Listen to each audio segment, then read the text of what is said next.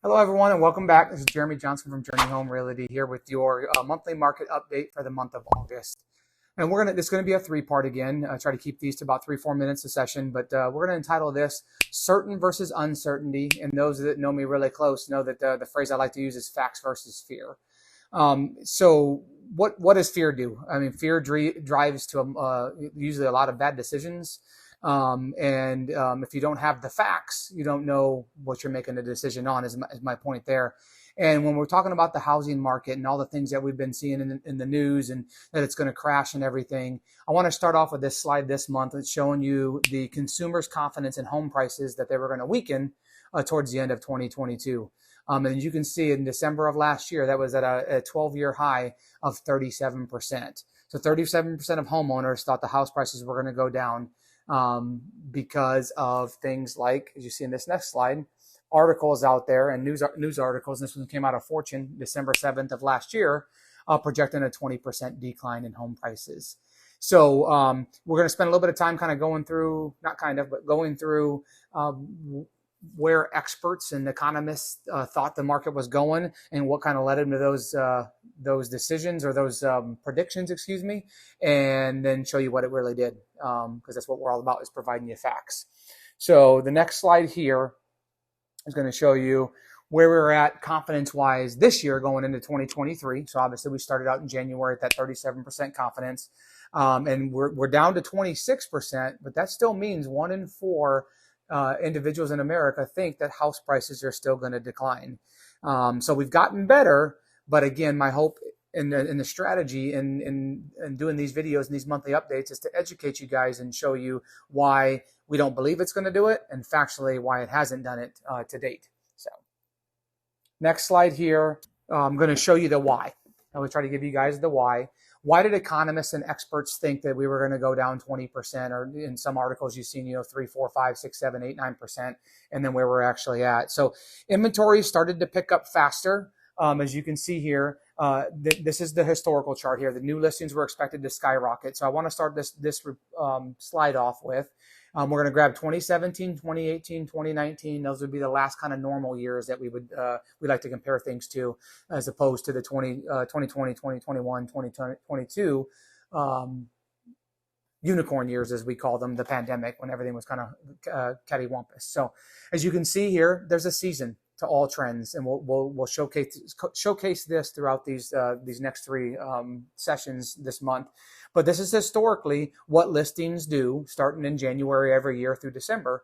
And you can see we started upticking in May of last year, and where it normally starts to come down in June, it continued to kind of go up. And the belief is that the interest rate started going up around May, June timeframe last year, and sellers were starting to think this may be the top dollar that my house is going to be at. So economists thought that a bunch of people were going to jump ship, or foreclosures were going to happen, and we're going to show you some more information on that. And that lasted for a month longer than it historically does. And then in beginning of July, middle of July, it started declining. And this next slide is going to show you it declined at a rapid pace, faster than any other of the 3 years that we compared in 2017, 2018, and 2019.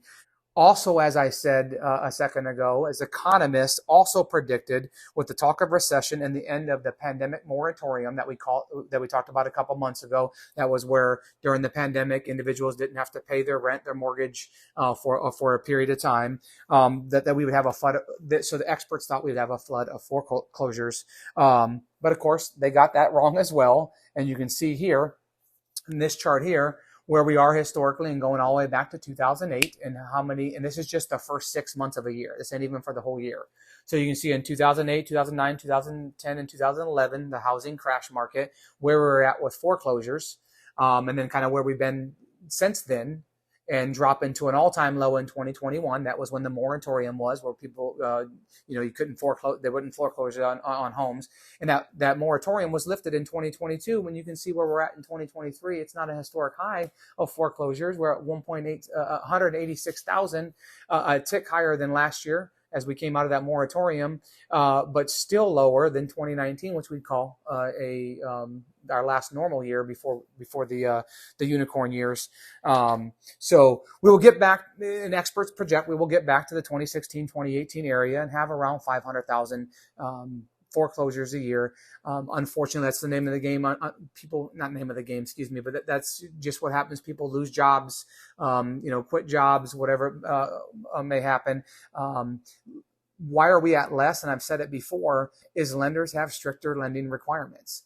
So you don't see as many foreclosures as we were seeing in the 2011, 12, 13, 14 area as well.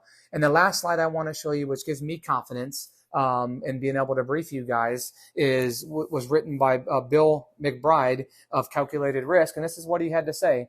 In 2008, in November of 2008, he said foreclosure activity is already at record levels. Yet, as prices fall, foreclosure activity will probably continue to increase. The activity will literally be off the chart. So he projected it, and that's exactly what happened. And this is what he said just a couple of weeks ago when they interviewed him. He said there will not be a foreclosure crisis at this time. So again, kind of showing you how we kind of where we got to, and then what the fear was in the middle parts and the end of last year, leaking into this year. And the next article, the next session we're going to talk about is deceleration of appreciation is different than home prices depreciating. So follow us for that one in part 2. Thanks, and have a great day.